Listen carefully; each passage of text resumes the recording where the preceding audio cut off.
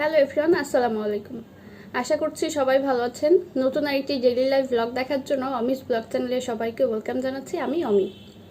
আর আমি কেমন আছি আসলে আমি নিজেও জানি না, কারণ এই কোভিড পরিস্থিতির মধ্যে আমার মতো অনেক বেকার ছেলে মেয়ে সবাই আছে যাদের পরিস্থিতি আসলে খুবই খারাপ, খুবই দুঃখজনক। আর এই পরিস্থিতিতে আসলে বেকার ছেলে মেয়েদের কেমন কাটছে, শুধু যারা বেকার লেখাপড়া শেষ করেছে, একটা লেখাপড়া শেষ করেছিল একটা উদ্দেশ্য নিয়ে যে ভবিষ্যতে চাকরি বাকরি করবে, ফ্যামিলিকে দেখবে, ফ্যামিলিকে সাপোর্ট দিবে।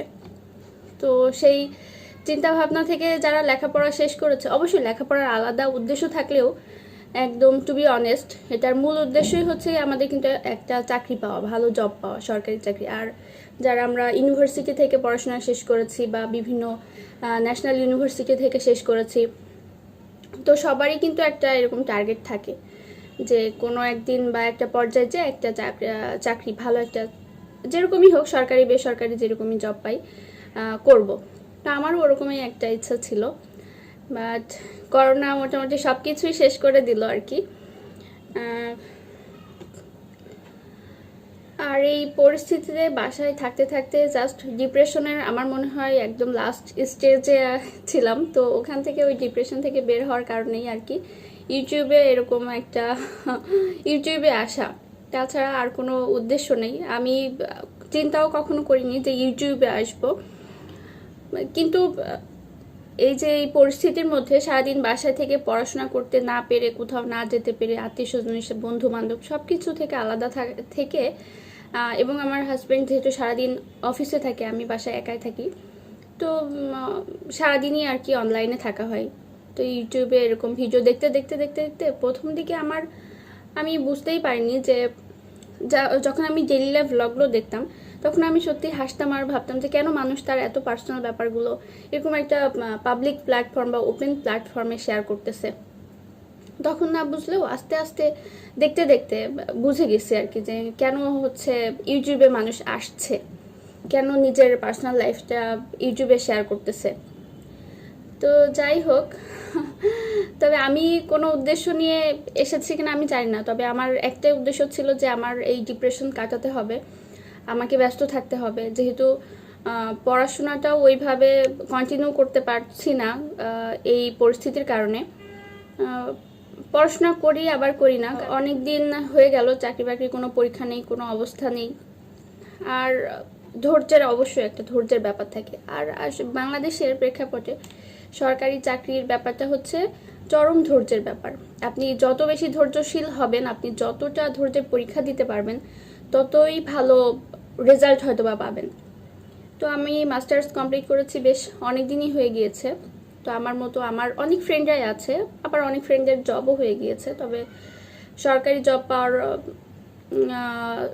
ফ্রেন্ডগুলোর সংখ্যা কম। আমি যেহেতু জার্নালিজম অ্যান্ড মিডিয়া স্টাডিজ বিভাগ থেকে জাহাঙ্গীরনগর ইউনিভার্সিটি থেকে অনার্স এবং মাস্টার্স কমপ্লিট করেছি, তো আমাদের সেক্টর অনেকেই বলতে পারেন মিডিয়াতে কেন জয়েন করেন না। তো মিডিয়াতে আসলে জয়েন করাই যায়, কিন্তু এটা এত চ্যালেঞ্জিং একটা প্রফেশন, প্লাস আপনার মান্থলি যে স্যালারি বা যেটার জন্য আর কি আমরা চাকরি বাকরি করতে চাই আর কি, স্যালারিটা অবশ্যই অবশ্যই একটা খুবই ইম্পর্টেন্ট ব্যাপার। তো সাংবাদিকদের স্যালারি কিন্তু অনেক কম, সেটা তো একটা ব্যাপার আছেই। তবে আর আমার এই প্রফেশনটা আসলেই খুব বেশি পছন্দ না, কারণ সারাদিন বাইরে টাইরে থাকতে হবে এবং ফিল্ডে থাকতে হবে। বা সব প্রফেশনে আছে ফিল্ডে থাকতে হতে পারে, তবে যারা সাংবাদিক তাদের ব্যাপার স্যাপার আরও একটু চ্যালেঞ্জিং। তো ওই সেক্টরটা আমি টোটালি বাদ দিয়ে দিলাম। বাদ দিয়ে মোটামুটি পড়ছিলাম সরকারি চাকরির জন্য, প্রিপারেশনও ভালো ছিল। আমি জাহাঙ্গীরনগর ইউনিভার্সিটি থেকে যখন মাস্টার্স কমপ্লিট করে ঢাকায় আসলাম, ফার্ম গেটে থাকা শুরু করলাম একটা লেডিস হোস্টেলে। তো ওখানে থাকতে থাকতে যেহেতু সবাই, আমি যেখানে ছিলাম আমার ফ্ল্যাটে সবাই হচ্ছে জব প্রিপারেশন নিচ্ছিল, তো ওদের সাথে থাকতে থাকতে খুব ভালো প্রিপারেশনও আমার চলে আসছিল।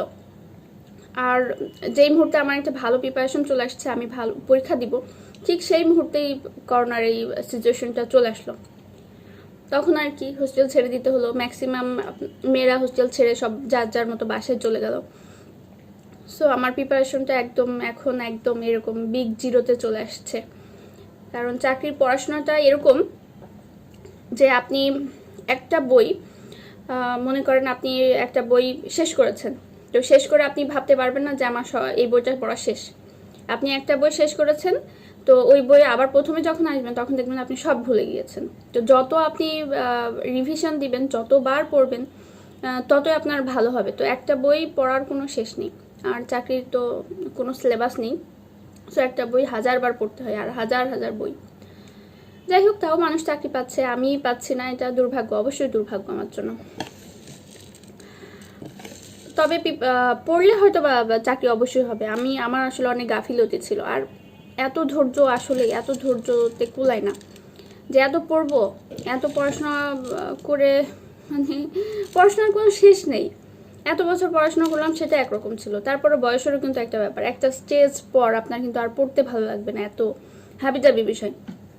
এই কোথায় কোন স্থাপত্য আছে, কোন দেশের রাজধানী কি, কোন দেশের মুদ্রা কি, কোথায় কি ঘটলো, হাবি জাবি দুনিয়ার জিনিস আপনাকে জানতে হবে।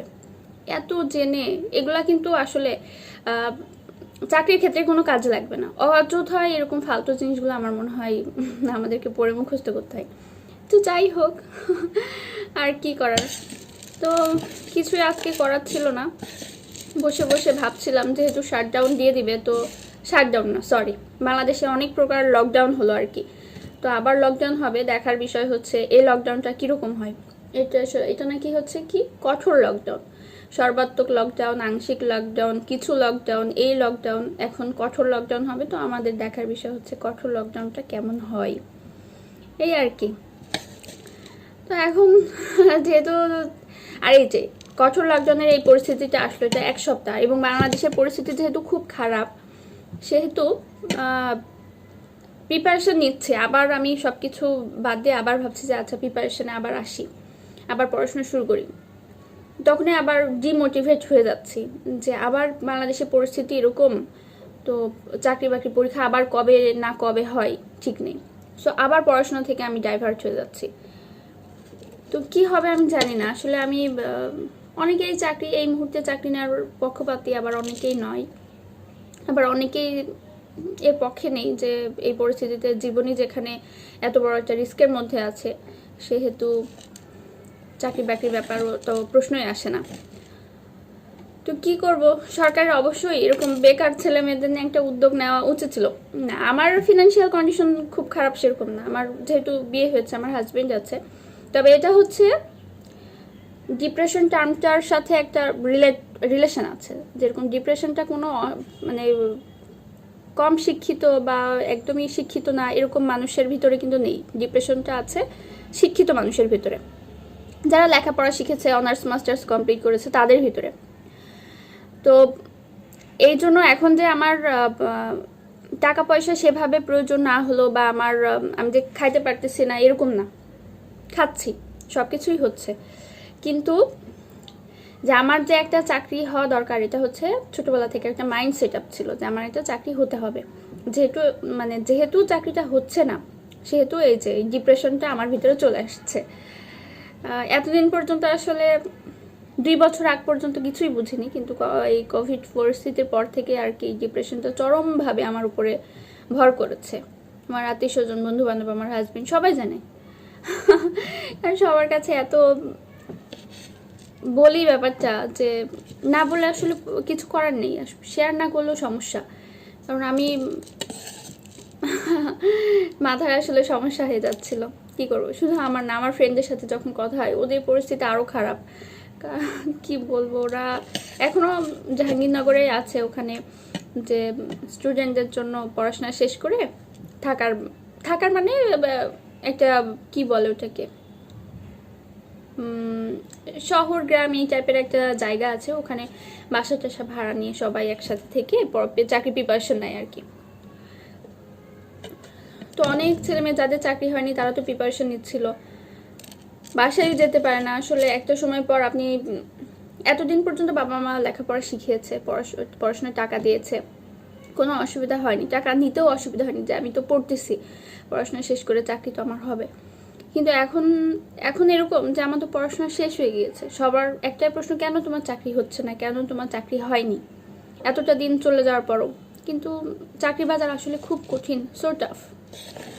বাংলাদেশের চাকরির বাজার এত ভয়াবহ পরিস্থিতি, যারা চাকরির জন্য প্রিপারেশন নিতে আসেনি তারা বুঝবে না, আর যারা স্টিল নাও প্রিপারেশন নিচ্ছে তারাই আসলে জানে যে এটা কি কঠিন একটা পরিস্থিতি।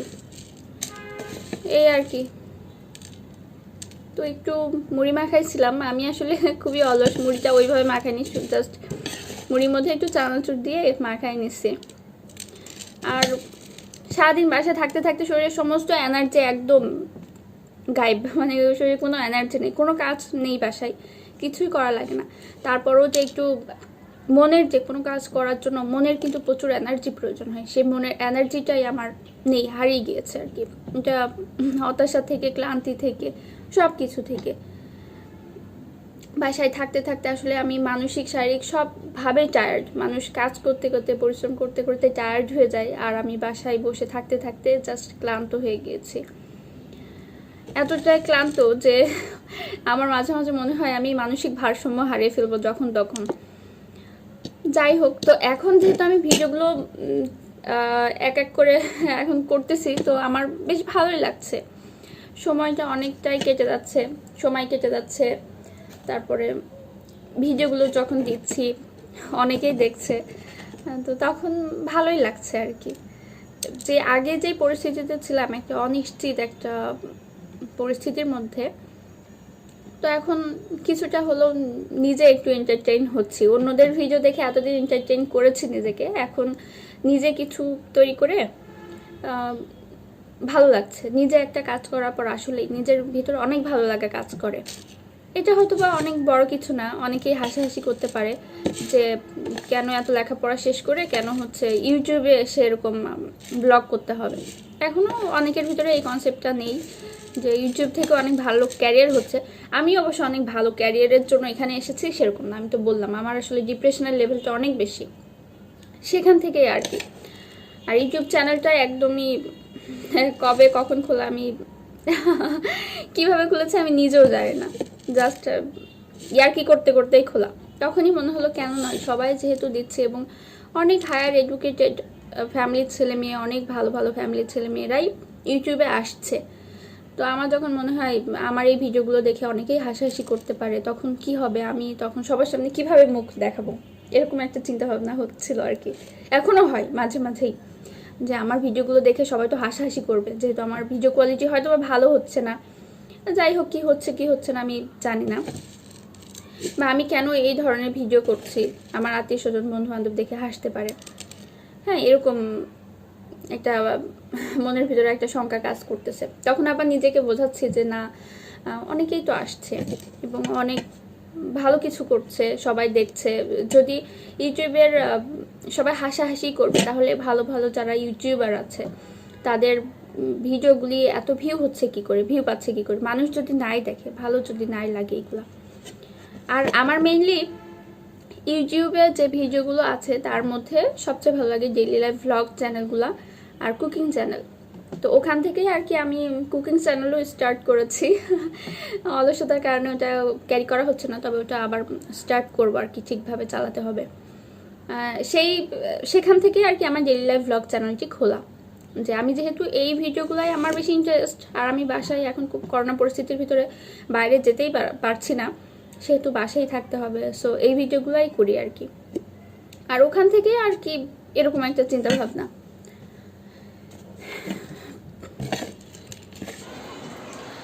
আচ্ছা, তখন তো অনেক কথা বললাম, এখন এই তো বিকাল হয়ে গিয়েছে, তো একটু নাস্তা বানানোর জন্য চলে আসলাম। আর এখন খুব বেশি নাস্তা বানাবো না, এই যে একটু চিকেন কেটে রাখছি, এটা আর কি ফ্রাই করবো। সলিড পিসগুলো নেওয়া হয়েছে, এজন্য এই যে একটু ছোট ছোট করে কাটছি আর কি, যেন মশলাগুলো ভালো মতো এর মধ্যে ঢুকতে পারে। আর খুবই কম পরিমাণে নিয়েছি যেন গরম গরম খেয়ে ফেলা যায়। আর বাসায় তো বেশি কেউ নেই, দুজনেই আছি, সো এই অল্পই রান্না করব। এই প্রসেসটা আপনাদের দেখাবো আমি আসলে বাসায় কিভাবে চিকেন ফ্রাইটা করি। তো এর মধ্যে পানিটা একটু ঝরাই নিচ্ছি।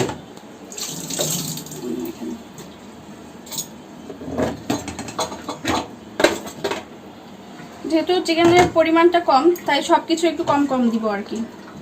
এখানে আমি 1/2 টেবিল চামচ রসুন বাটা, হাফ টেবিল চামচ আদা বাটা, হাফ টেবিল চামচ দিচ্ছি জিরার গুঁড়া, 1 টেবিল চামচ শুকনা মরিচের গুঁড়া, পরিমাণ মতো লবণ। আর এখন দিচ্ছি হচ্ছে হোয়াইট ভিনেগার, খুব বেশি দেব না, জাস্ট এটা মাংসটা সেদ্ধ হওয়ার মতো আর কি দিব। 1 চামচের একটু বেশি দিলাম। আর এখানে দিচ্ছি, আচ্ছা এখন দিচ্ছি ডার্ক সয়া সস, এটা 1 টেবিল চামচ। সয়া সসটা আমার কাছে ভালো লাগে তাই একটু বেশি দিলাম। আর লবণটা সয়া সসের মধ্যে অনেক বেশি থাকে, এর জন্য লবণ কিন্তু একটু বুঝে দিতে হবে। সব কিছু একটু মিশিয়ে নিচ্ছি, আর এক্সট্রা কোনো মশলা দিব না, এগুলোই আর কি। ময়দা আর কর্নফ্লাওয়ার দিতে হবে আর কি, কর্নফ্লাওয়ার দিলাম, যেহেতু পরিমাণটা কম, মাংসের পরিমাণ, সব কিছু একটু কম কম দিলাম আর কি। ভালো মতো মাখিয়ে রাখতে হবে আর কি।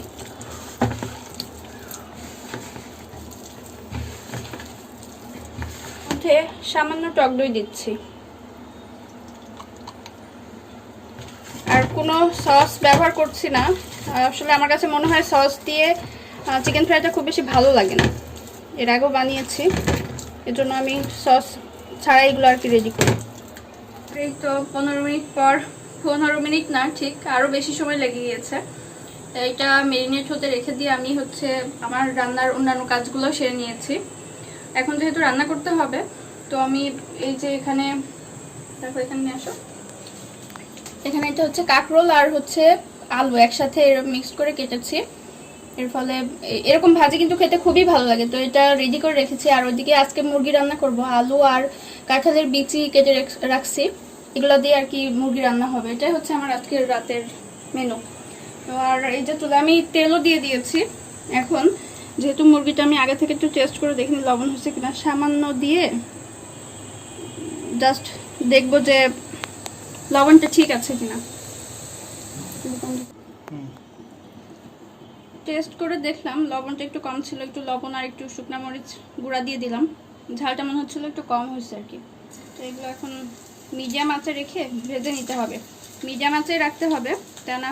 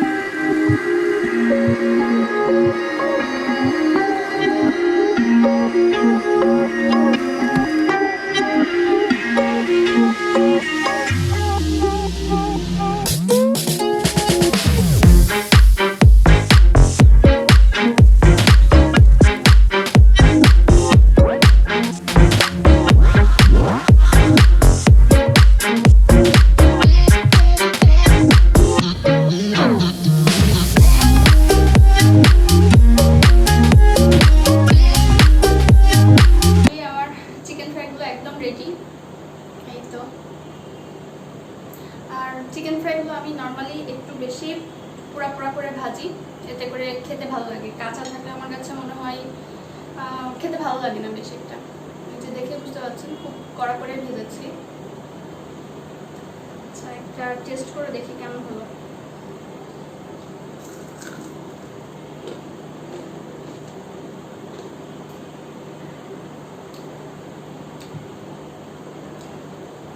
খুব মুচমুচে হয়েছে আর কি। আর তখন যে লবণটা টেস্ট করে নিলাম এর জন্য কিন্তু লবণটা ঠিক আছে, কারণ ওই অবস্থা যদি ভেজে নিতাম তাহলে কি হতো, লবণ হতো না। আর লবণ না হলে কিন্তু যে কোনো জিনিসের টেস্ট অনেক খারাপ আসে, বিশেষ করে আমার কাছে তো একদমই ভালো লাগে না। তো পরবর্তীতে লবণ অ্যাড করে নিয়েছি একটু, যে টেস্টটা খুবই ভালো আসছে। আর চিকেন ফ্রাইটা আরও বিভিন্নভাবে করা যায়, যেরকম এর মধ্যে আপনি ডিম দিয়ে করতে পারেন, তারপরে এর ভিতরে আবার কর্নফ্লাওয়ার দিয়ে একদম শেষের দিকে কোট করে আবার দিতে পারেন। তো আমি লাস্টে আর কোট করিনি, যেভাবে প্রথম দিকে মাখিয়ে রেখেছিলাম সেভাবে আর কি এটা ভেজে নিয়েছি। তো বিভিন্নভাবে করা যায়। আর হাতের কাছে খুব নর্মাল মশলা দিয়ে কিন্তু এত মজার ক্রিস্পি, এটা ক্রিস্পি হয়েছে আর কি। চিকেন ফ্রাইটা করা যায়। আমার কাছে মনে হয় রেস্টুরেন্টের চেয়ে এরকম করে বাসায় করলে এটার টেস্ট অনেক ভালো আসে। সস না থাকলেও কোনো অসুবিধা নেই, খাওয়া যাবে। আমি যে সস বের করে রাখছি আমার কাছে মনে হচ্ছে যে সস ছাড়াও এটা খুব ভালোভাবে খাওয়া যাবে।